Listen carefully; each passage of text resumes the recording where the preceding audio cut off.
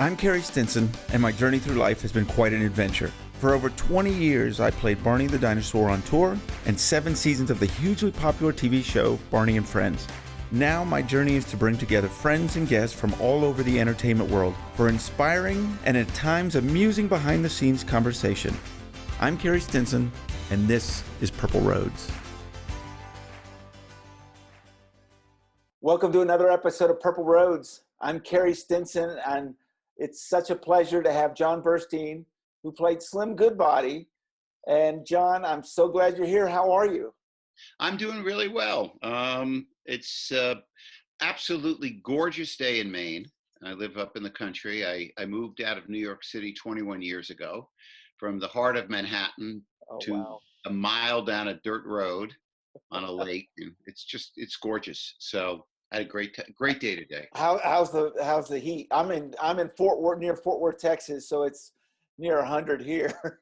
Oh, no, we have the opposite problem here. You know, it's beautiful today, but come November, it starts to get really cold.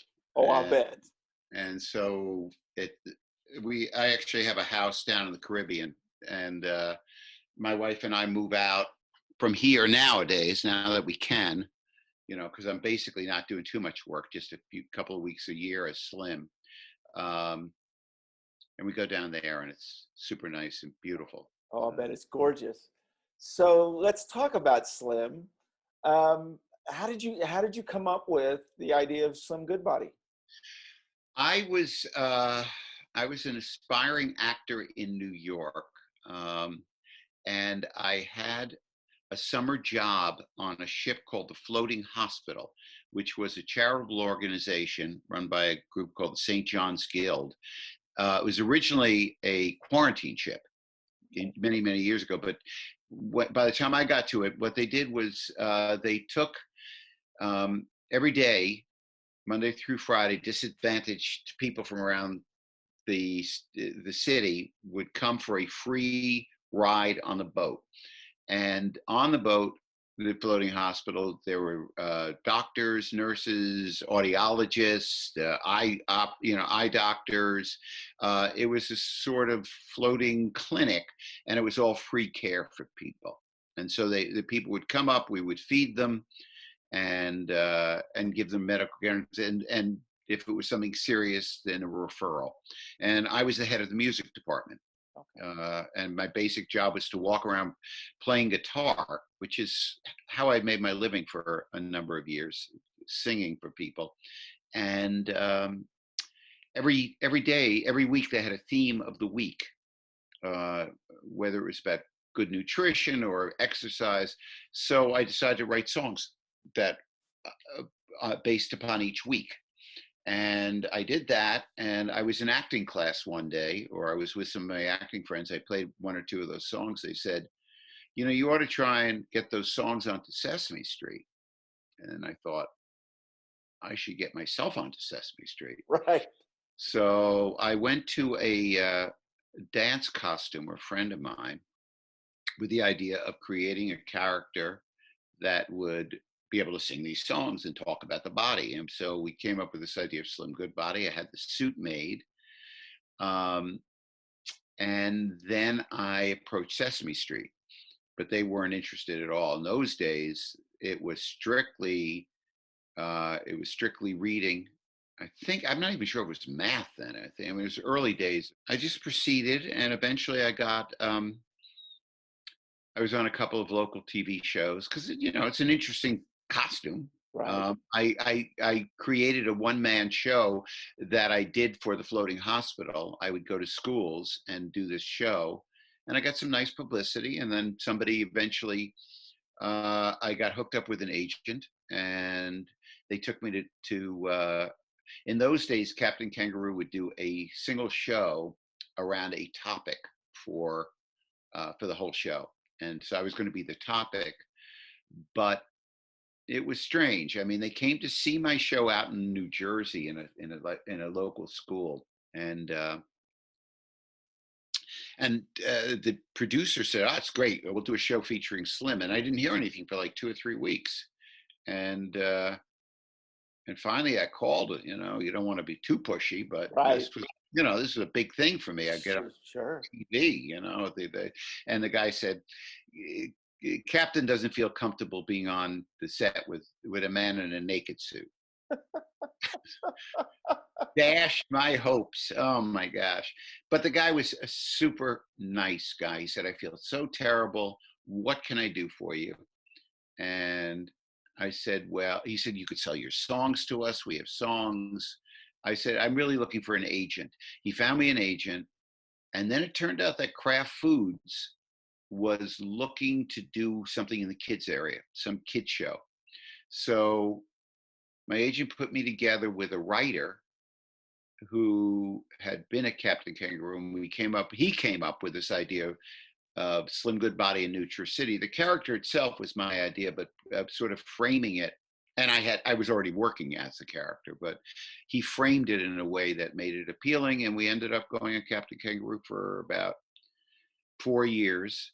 And then off of that, I had some publicity. Somebody saw a story in TWA Flight magazine. TWA doesn't even exist anymore. I ended up doing a series for PBS, and then I did something for Nickelodeon, and I worked my butt off, and I just whatever I could make happen, I did. I wrote a lot of books and stuff like that, and that's kind of the career.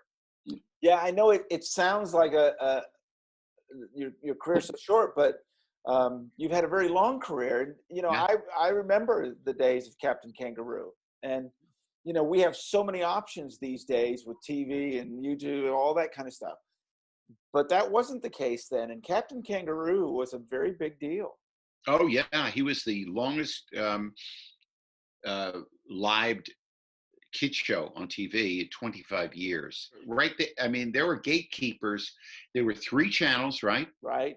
There, we had our 3 ABC, CBS, and NBC, and then there was a couple of local channels. Sure. But if you wanted to get, anywhere, you had to go through that, and it was just an amazingly lucky break for me. That Captain Kangaroo thing happened. Gave me. Nowadays, I don't know. It's how somebody breaks through. It's just. It's a real challenge. It's a huge challenge. Yeah, I mean, I have a YouTube channel and with all my old stuff on it. But as you say, the competition out there there's a gazillion places to put your eyeballs. In those Right. days, there wasn't. Some ways it's very free. I mean, a lot of people don't have to go through those gates anymore. Sure. But it's got its challenges. Sure. I'm sort of glad I'm not dealing with that anymore. Well, and same, when I was back in the days when I was playing Barney, same Yeah. thing. We're on PBS. Yeah. There just wasn't as many options. There's Sesame Street and a couple others, so we kind of had the same thing. So was that story true about Barney? I've always wondered. This is the one I heard that there was somebody in Connecticut who was head of like PBS in Connecticut who saw Barney and loved it, and that's how that was the key to making that happen. That's exactly it. His name was Larry Rifkin. Yeah. And his daughter rented one of the videos for a sleepover with her friends that weekend, and he noticed that all the kids couldn't stop watching it, and he said, I think there's something here. And he called the producers down in Texas, and it's exactly how it happened. And were you Barney right from the start? So I started in 1991. I actually did birthday parties as Barney. Uh-huh. And then there was another gentleman, his name's David Joyner, and he was doing the TV show when it came on. And I did all the performances, like the sing-alongs and those kind of things. And then I did the tour for 5 years. And then I actually did Barney and Friends TV show for, goodness gracious, 7 years. Wow. So it had an amazing run as well. Amazing run. I mean, Slim never reached that kind of level. I mean, I had a very long, for me, it was great because I owned the whole thing, and my concept, and I was able to promote it. I did shows with symphony orchestras. I wrote books. I did a lot of stuff over the years, but never what Barney had. I mean, Barney was a phenomenon. It was amazing, you Yeah. know, and those you never know. It's like Farrah Fawcett. I mean, Right. you know, Yeah. like it's just explosive. How cool that must have been to, It was amazing. yeah, to ride that wave. Yeah, it was amazing. Well, I find what you did fascinating. Did you expect to ever work with kids to be in children's entertainment? Yeah, I mean, I think the very first, one of my earliest jobs, you know, was a summer job as a puppeteer. So that there was that. I think the first show I ever wrote and ever did was an American history. I was hired by some like youth theater company to do that. So yeah, I did. It wasn't, my goals were certainly not to work in children's theater. My Right. goals were, like most actors, to be a Shakespearean actor. This was all, my whole plan was that I would do Slim to get an agent who would then get me to where I actually really wanted to go. Right. Um, but the character enabled me to do so much that I wanted to do. I mean, I was able to, there were many, many years, probably 20, 25 years, that I was able to come up with an idea and either pre-sell it or be very confident that I could sell it. And then I could produce. So I ended up producing, like in my live shows, I had my Slim Goodbody show, and then I had a show on AIDS education when AIDS was a big issue. I had an environmental series that I did for TV, and then I had an environmental series. Then I did a show with symphony orchestras comparing the human body to a symphony orchestra, you know, all parts working in harmony. Then I decided I would do another symphony show, and I did one on dinosaurs called Symphonisaurus. And then I did a dinosaur show. And then I, you know, created many books. I'm not trying to blow my own horn here. What I'm trying to say is that I think all creative people have an impulse to, you know, to create, Yes, absolutely. you know, and I established a vehicle that was able to absorb that creativity. I mean, I toured the country in science museums, in planetariums with all the stars going everywhere. I had a Right. space musical. So I was able to, and I would have never been able to do that had I been an actor, you know, unless I mean, actors don't control their own fates. Well, and I know I was in a big purple costume for 22 years. Yeah. No one even saw my face, so I know exactly what you're talking about. So that's so interesting. Then, so whatever happened? Did Barney just sort of wind down? Is it not doing anything anymore? Not a whole lot. They're back on Universal Kids, and Amazon. You can see them on Amazon. They're owned by Mattel, so Oh, they are? they are. So they do, he does performances here and there, but I think, you know, with the fact that there's just so many out there, he's not as popular. Yeah. Yeah. I mean, you Yeah. even see that with Sesame Street, right? They still Yeah. have to now they have to compete with a huge competition that they didn't Yeah, have to do before. I met a guy down in Beckway, where we have this home, who got the rights to Peppa Pig. I mean, Peppa Pig is like enormous. Yep. That's the thing. You get, so it's, I don't know. So I end up, I'd say maybe, so I'm 70. Okay. I would say for a long time, I had actors going out to do my shows in schools. There was at one point, I had 7 actors going out. We probably did 1,500 shows a year. Oh, wow. Yeah, it wasn't enormous, but it was a complicated thing. Sounds like it. Yeah, and then gradually we pulled back from that, and I just had 2 actors and then 1 actor, and then I tried to license it to see somebody. You know, you run out of steam after a while. Sure. I loved what I did. I'm thrilled that I was able to do it, I got a call just recently, an email from some guy, and it said, "New Slim Goodbody series possibility." I'm always leery of those kind of things because I don't know. Sure. The guy said, "I am the president of a cannabinoid company, and uh, and we're thinking about a Slim Goodbody series for there's a new system called the Cannabinoid System in the body." And believe it or not, at first I thought, I'm not answering this guy. Right. This is like wacko stuff. Right. In terms, actually, I went online and I looked up this cannabinoid system. And the human Uh, being, we have 25 years ago, they were trying to figure out why pot worked. hmm So they did some investigation. They found out that there are these receptor cells in your body that THC, the active ingredient of marijuana, Sure. um, activates, and that has to do with appetite Right. and other kinds of stuff. They found out that there's this huge system in the human body that's connected to chemicals that are released that are identical sort of structurally or fairly close to cannabis plant. Right. And so I thought, well, that's really strange. I would come back for that. Not to be promoting smoking dope, but be able to just create something new. I mean, I think that's the thing I miss the most. Um, I'm working on a show now, a musical on the Second Amendment. Oh, okay. Wow. But, So but artists have to always create. I you mean, got to always always, create. when you see me with a podcast, it was the need Exactly. to Yeah. get out there and to create, and I love it so much.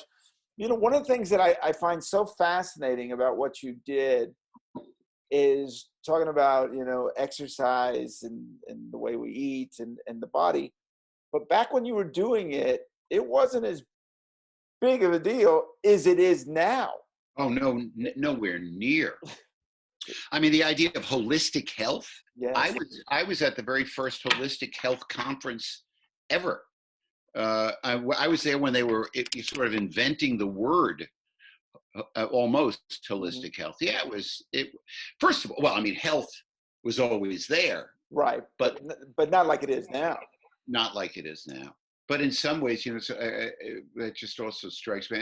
I did a series in 1987, I think, called somewhere around there, called All Fit. It was an exercise series Right.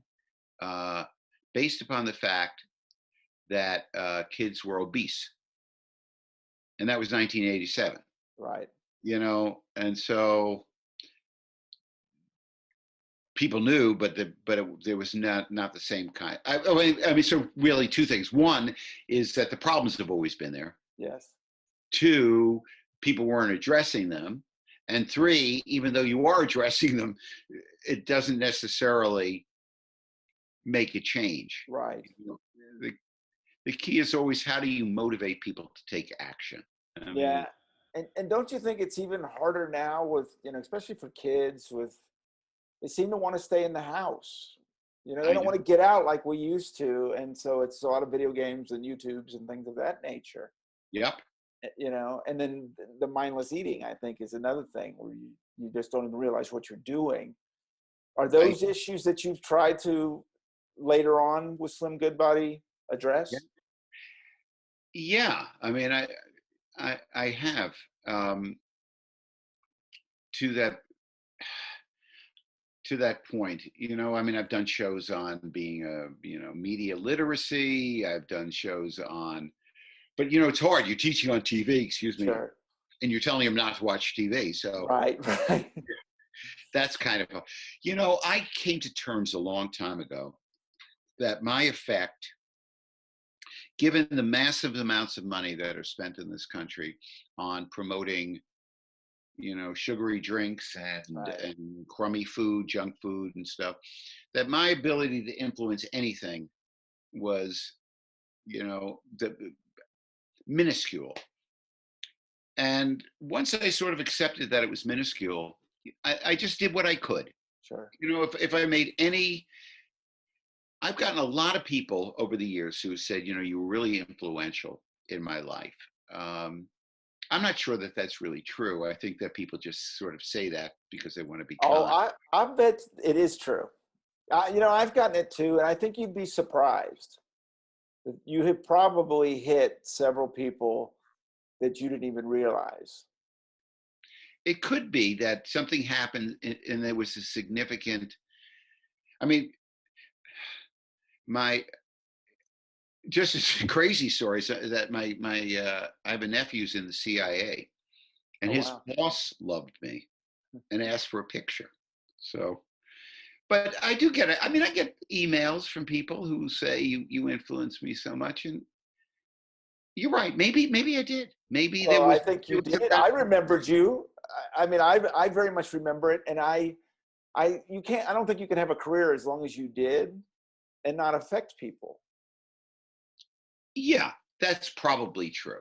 And I was on the side of the good guy side. My whole thing was, I used to encapsulate it with sort of like your body is full of wonders, right? Your Sure. heart, everything that makes you wonderful. And if you're wonderful, you want to take care of this wonderful being who you are.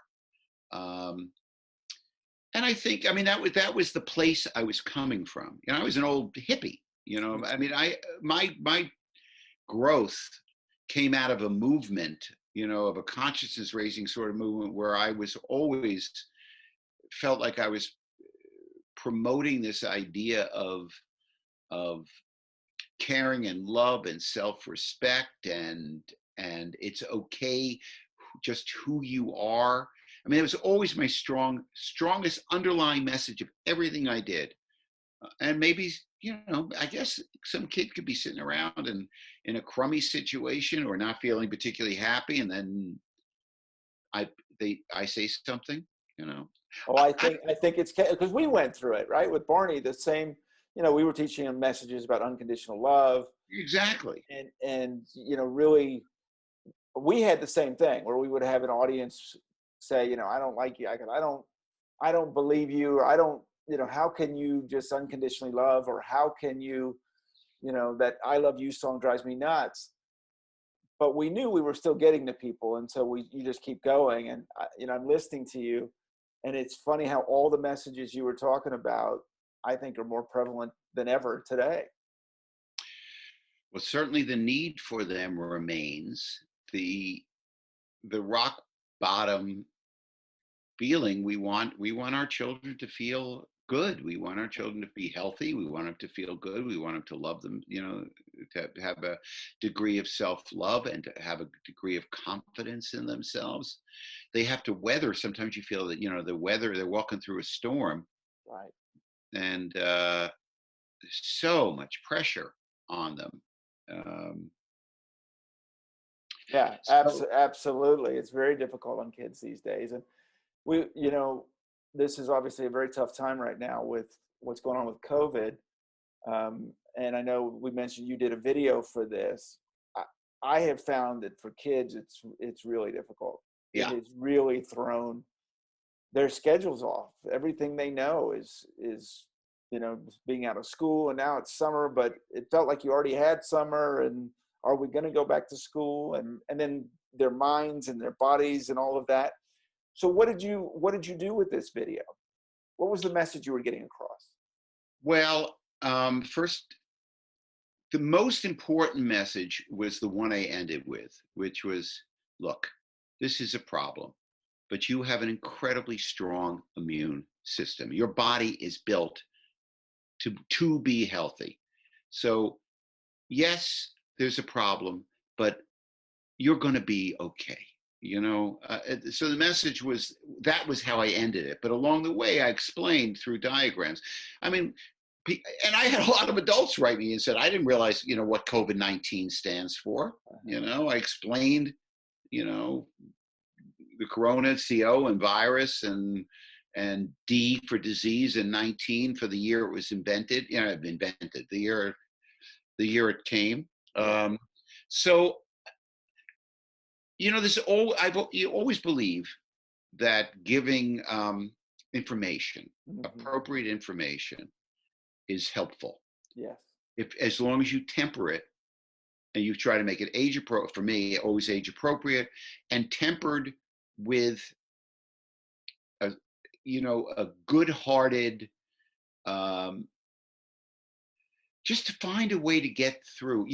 I used to play pool as a kid, and we used to. There's something that you can do with a cue ball. It's called putting English on it. Sure. You hit it off, and it spins a certain way. And my whole career was a matter of putting English on. I never taught anything that anybody else couldn't have taught, but I was always looking for, how do I put the English on this? How do I put the spin on this that will catch a kid in a place that they don't know that it's coming at them, and therefore it doesn't feel like I'm preaching. Right. I'm finding a way in. As an example, just because I'm dealing with this now. So I wanted to do a show on the Second Amendment.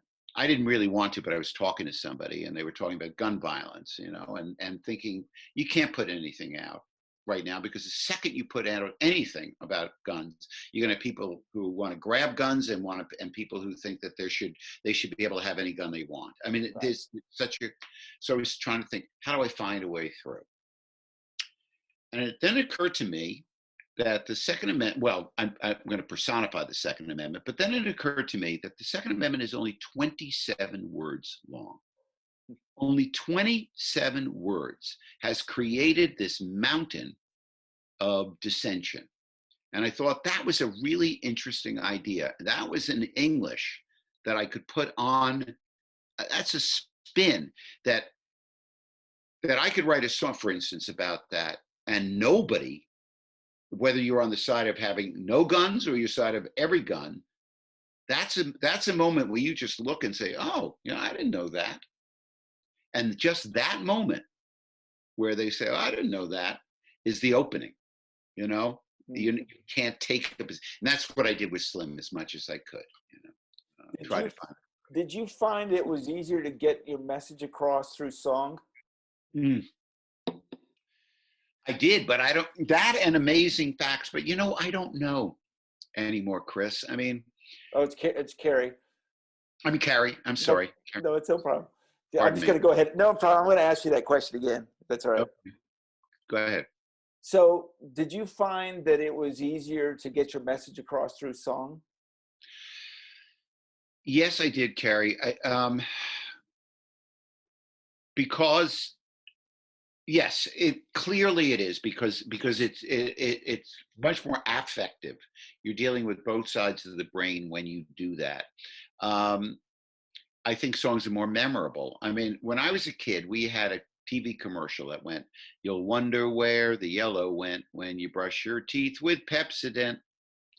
I can tell people my age now, you'll wonder where the yellow went and they will remember. They remember it because our brain links information in a different way when it's put to music. So I found that was a very effective way of teaching. But maybe there were that's what I did. That's what I did. I look back now, and even today, I still try to teach through song, but I don't know anymore if that's my habit. Right. I don't know if it's the best. Well, it was obviously very big for us. It was very big for us. Very big for Barney, and you've seen that with these other shows as well. And it came, and for Sesame Street. I mean, we come out of that.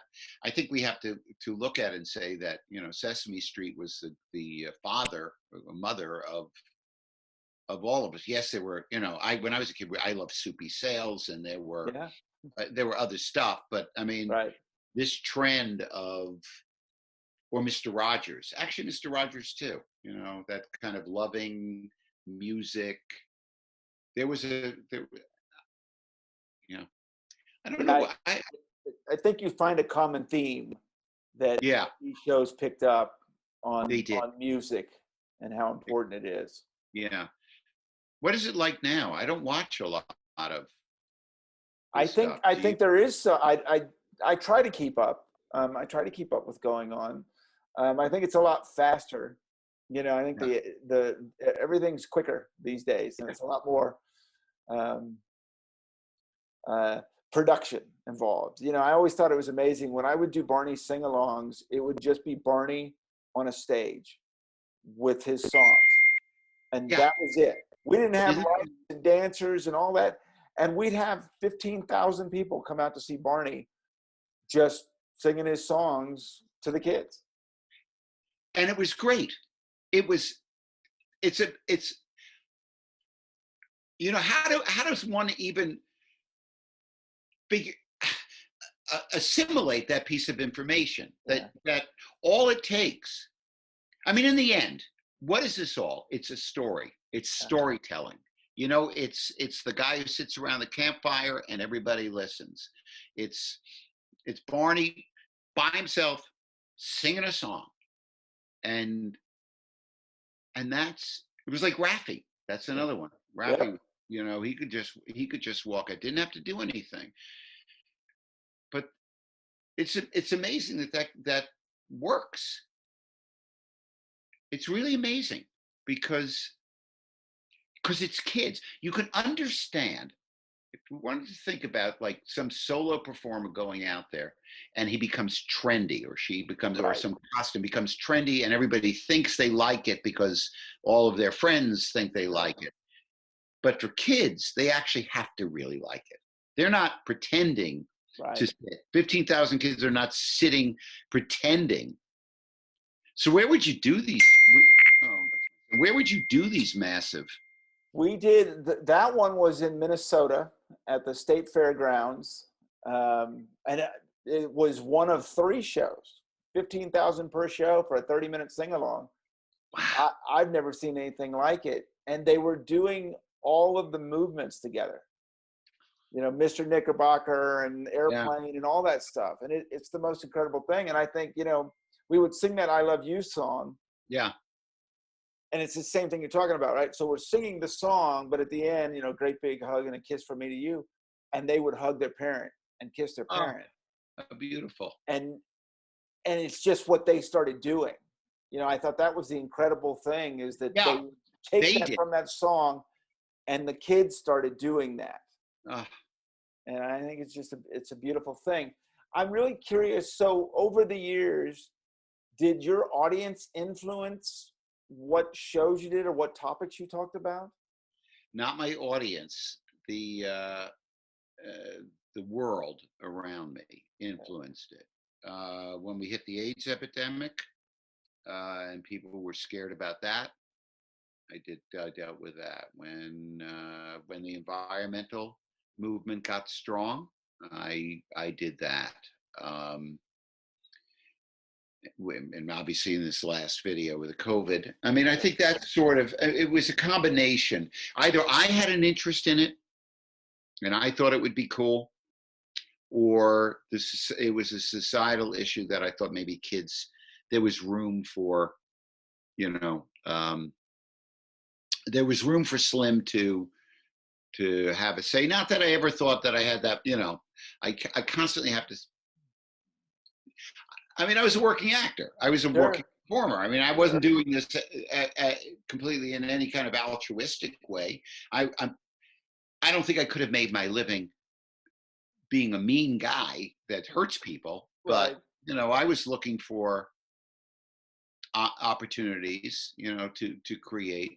But the kids, I always felt, people always said to me over the years, so, you know, do you find today's kids much different? And I say, no. I don't, because not at the age that I deal with them, you know, not up to 3rd, 4th, and 5th grade. Yeah, I mean, yeah, they're on their phones and they're quicker, as you said before, but they're beautiful beings. They're little beings.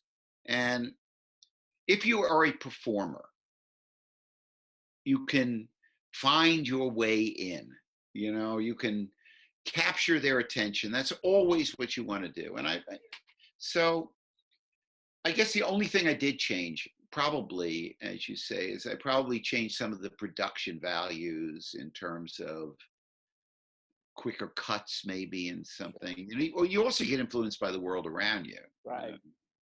So. And we did it near the later days. You know, Barney all of a sudden got a laptop and things of that nature. So we would do the same thing. You know, Do you miss it? Do you miss performing as Barney? I do. Yeah. I do. I actually got back in last year and did an event. I had done one in 8 years. Mm. And they flew me up to Connecticut. One of the gentlemen was retiring, and so they wanted Barney up there. And it was a pretty amazing experience that as soon as I became the character, everyone comes to you. You know, everyone knows who Barney is. The crew comes, all the dancer, everyone comes, and they want to tell Barney their stories. Oh, interesting. You know, oh, my grandbaby, or I took this show, or my daughter, and I, you know, I think it's very cool that you realize that you've touched people, and it's got to be something for you because you obviously touch people as well. Yeah, I mean, yeah, I mean, well, Do people recognize you? no, not anymore. That's for sure. It was never very big. There was, I mean, people related to the suit far more than they did to the person. The suit and the afro I used to have. I do remember that. Yeah. What Like was Bob Ross afro. Yeah, I remember. So talk about the suit. I mean, how long did that take to create? Did you go through several models? Yeah, that started out, the very first one was I went to a friend of my sister's, and she was a modern dancer. She danced with a company called Paul Taylor, which was a very big dance company in New York. And she turned me on to a woman named Betty Williams, who was their costume designer. And I went into Betty, and we talked over this costume. And so they made me a white leotard, and then I laid down, and she painted it on me. Oh, wow. With dyes, you know, and I had to lie there. I mean, she sketched it up, and it was very simple, but effective. And so that's the suit I used. And that was probably $300-400 at the time. And that was a long time ago.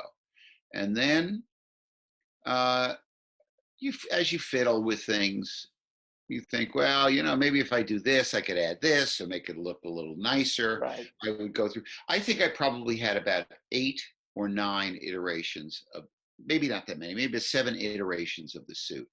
I eventually went to a costumer who does all Broadway stuff, you know, did, you know, made the costumes for Lion King and everything. I mean, I worked with them for years. Eventually, we tried to make it a little bit more uniform, like where I had bigger shoulders and a little cuff thing. Like, oh, I know where that came from. They did Star Trek Next Generation costumes. So it started to move into Star Trek Next Generation. There was a costume for Captain Kangaroo where we tried to actually blend it into my body so it looked like my body and not a costume. I gave that up after a while. Yeah, so I had a Slenda. I don't know if you knew that. I had a woman Slim Goodbody for a couple of years. I don't remember that. Yeah, I had a series on Nickelodeon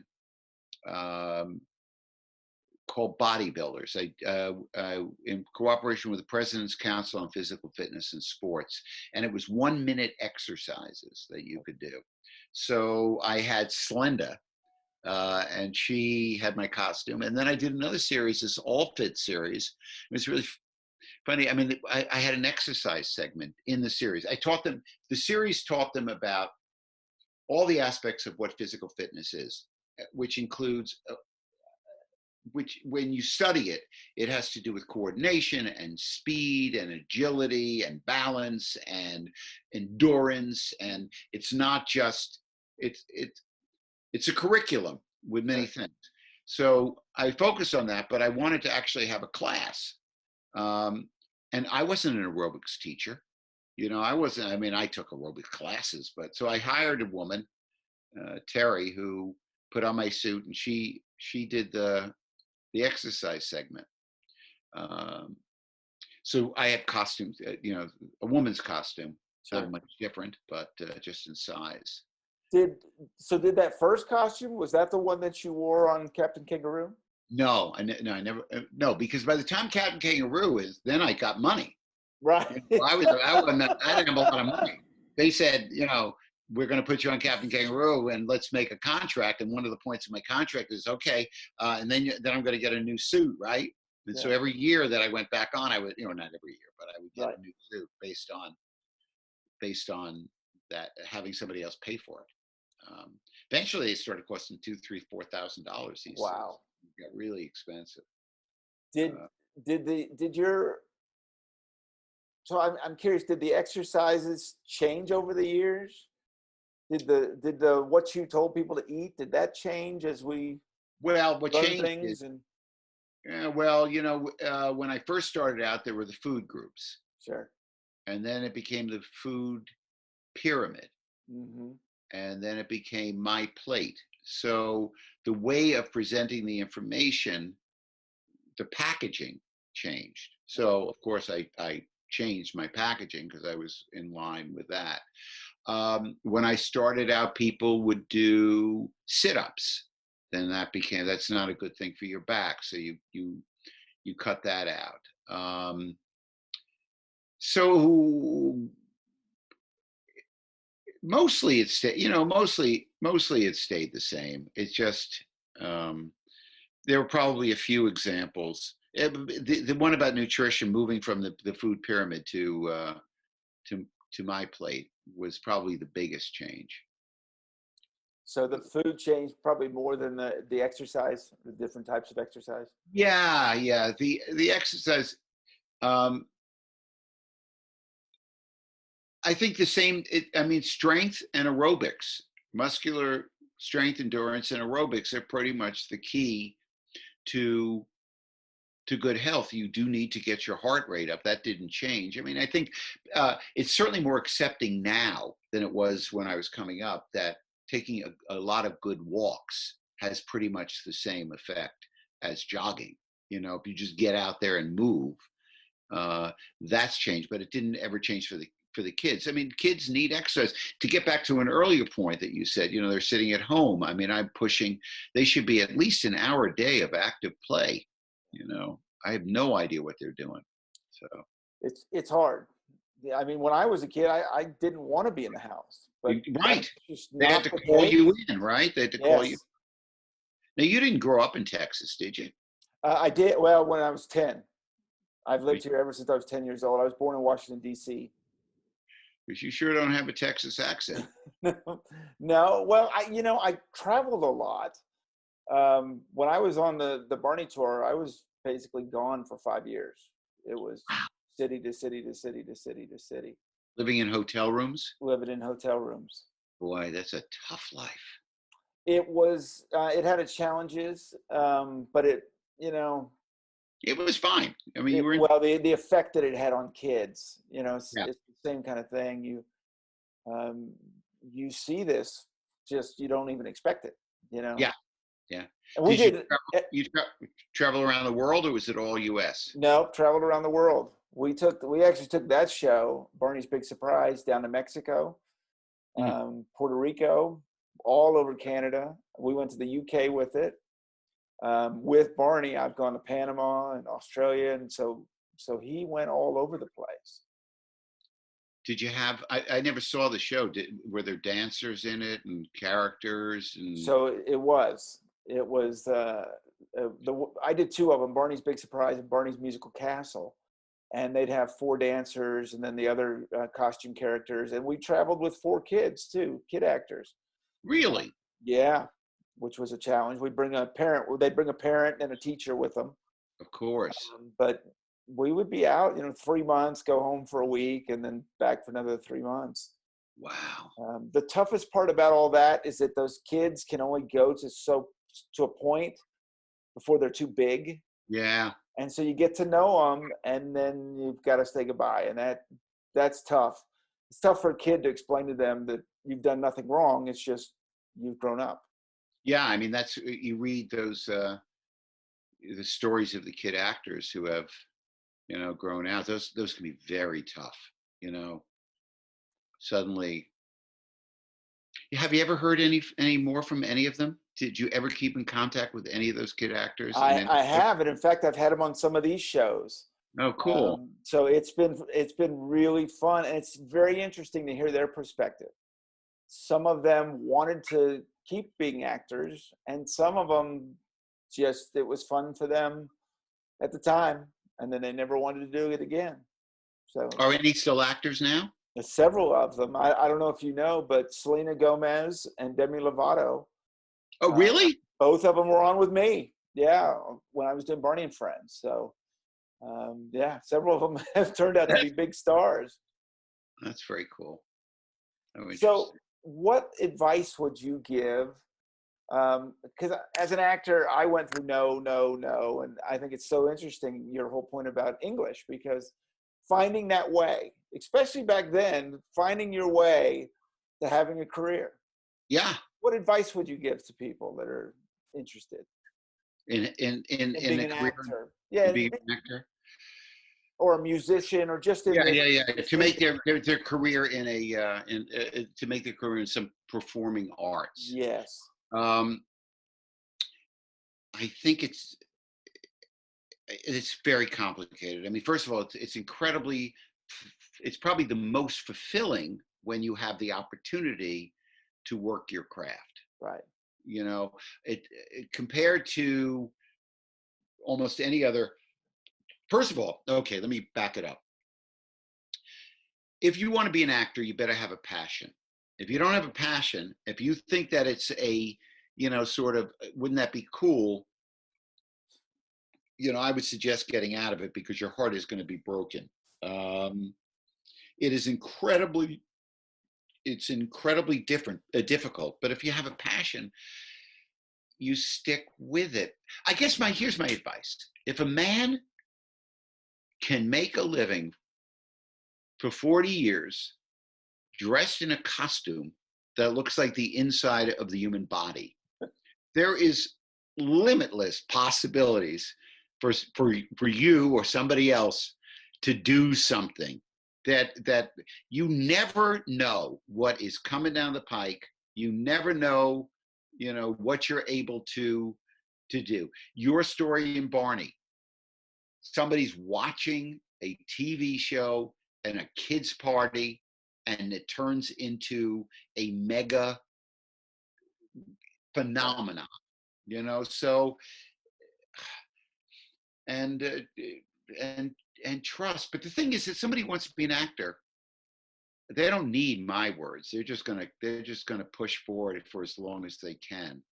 Um, and I guess the other thing would be, I mean, I'm blabbing away here, but I'm thinking No, about. it's you'd be surprised. It's important. We get a lot of people that watch this and want to be, or trying, and have kind of hit those roadblocks. And I think it's fascinating. You kind of found a way around it. Yeah, I mean, I did. I was fortunate, but very fortunate. Um, but now with opportunities to do things, on YouTube and stuff, it's not necessarily that it's going to make you a big star, but you can. Part of acting and part of being a performer is developing your skills, to Right. honing your talent. And fortunately, you guys who are watching have something that I didn't have. You have a platform where you can get something out Right. to people, and that's a huge advantage. I mean, you're facing a gazillion other people. Sure. That's the downside, but Sure. the upside is you've got a stage. Yeah. You've got one, and that's pretty remarkable. When did you realize that Slim Goodbody was going to keep going? Was there a point where you went, oh, okay, look, I think I've got something here? um I guess I created the character about 1974, so it's almost 50 years. Wow. um Captain Kangaroo came. uh my shows were going well. I started doing PBS. I would say certainly by 1978, I knew that I had hit it enough so that I had a critical mass behind me, critical mass of audience, a critical mass of money, critical mass of notoriety that I could continue. And then in 1979, I did my first show with the Philadelphia Symphony, the Pittsburgh, no, not Pittsburgh, Rochester Philharmonic Orchestra. I did my own show with a 85-piece Wow. symphony orchestra of my music, and I'm on the stage. And it was like, okay, well, yeah, I'm sticking with this. I'm sticking with this one. Look what I'm able to do. And that was. But that came apart. I was like with you. I was doing some luncheon for I had been on TV, so I was hired by some what was it, like a department store. They were having a luncheon or something, and I was like the guest speaker, and I was just kidding around and singing and doing my shtick. And somebody came up and said, "How would you like to do a show with a symphony?" Oh, okay. Okay, I didn't know what I was doing, but that's the other thing. Of course, you always say yes, but I'm sure Right. actors know that you never say no. You just, even if you have no idea what you're doing, you just say, please, yeah. Are you kidding? So It's so funny. That's becoming a common theme on this show. When I was doing it, I had done appearances for them, and then they said, "Can you dance?" And I said, "Sure, I can." I can't dance. I had to go to my mother, who's a professional dancer, and she taught me all the dance movements. I recently had one of the Wiggles on, yeah, Australia, and she couldn't sing. But they said, "Can you sing?" "Sure, I can sing." And they, she faked it enough until, you she got figured the it out. point. You figure it out. You're not going to turn down a job. No, exactly. When did you realize, because for me, when I first started, it was a job. But then I realized that I was affecting people's lives. I was affecting kids' lives, and it became something Like a so mission. much more. Yeah, like a mission. When did you realize that, you're affecting people's lives?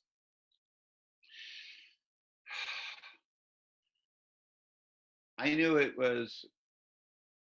I gotta say. I mean, the only way I'm not sure. The only thing I can look back and say is, when did I stop feeling that I was doing something that I should be doing something else rather than what I was doing?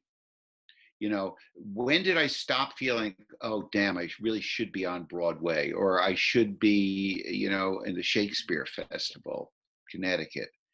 And I think that I turned the corner on that pretty early on, when probably 1980, so about 4 years into Slim.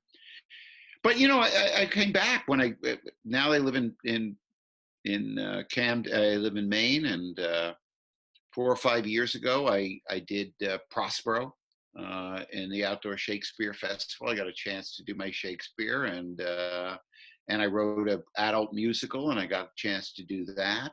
And How was that? Was that fulfilling? oh, it was so great. I have such a great musical. I had just, the people loved it. It was terrific. But then the other thing is, you have to see, I always produce my own stuff. I'm Okay. different than a lot of people. I never try to raise money from other people. I always self-funded, because I was successful enough to self-fund after my beginning stages. So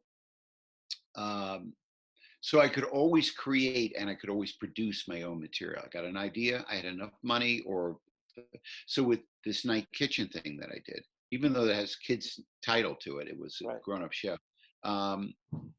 I produced it, but I did it wrong. I produced it with 14 actors, 13 actors. And although it was very successful locally, and I took it to the Portland stage, which is an equity stage here, and it was the business. You can't be stupid about business.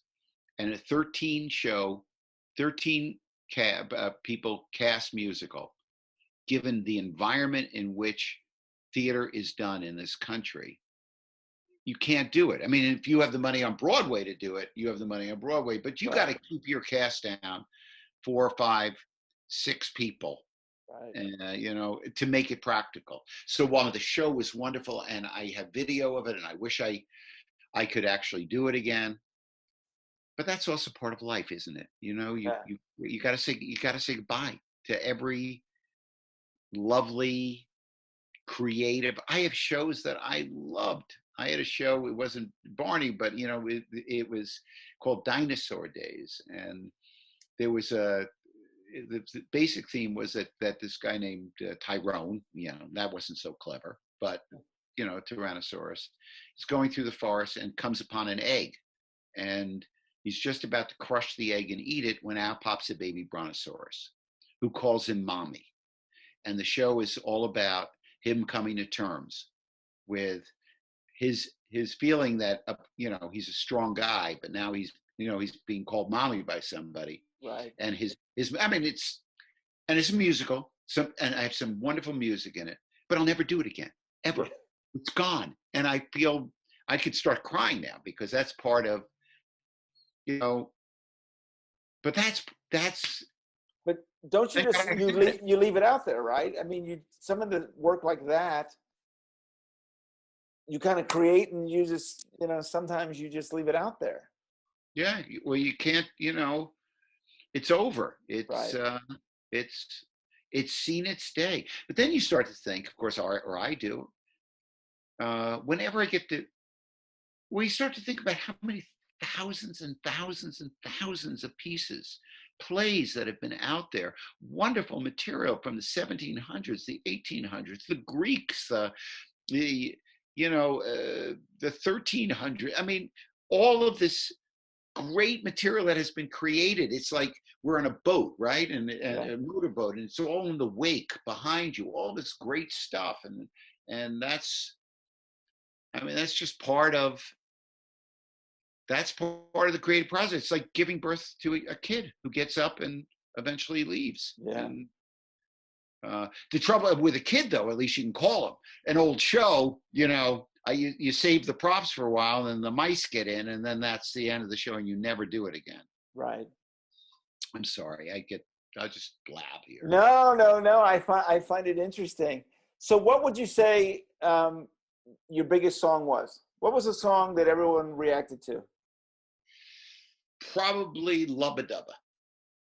Can you sing some Lubba Dubba? Well, not meaning to put you on the spot, even though I just did. It's not a great, you know, it had a background beat. Okay. It's like an old one.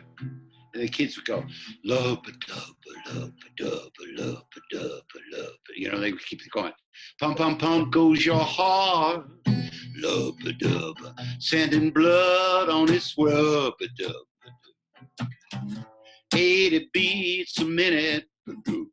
115,000 beats in one day. Without it, we would surely die. And that is the reason why I'm here to sing about your heart. So that was that kind of good. I mean, that was so early on. It's so silly. John, thank you so much for being here. Hey, that was really sweet of you. And thanks for inviting me. I had a really nice time. Well, I enjoyed it too. Brought back so many good memories. And I always love hearing how other performers found their way, and you've got an amazing story. All right. Well, all the best to you, and stay well. And maybe we can do a Slim Goodbody Barney concert sometime. I would love it. I would love it. We should talk about that. I'm serious. We should do a YouTube. Maybe we can. Well, you have to speak to your people, but it would be fun. It would be really fun to do something. It would. It would. Right. Well, thank you so much, and thank you everyone for watching Purple Roads. Remember to keep your eyes, ears, and your heart open, and you'll find your Purple Road. We'll see you next week.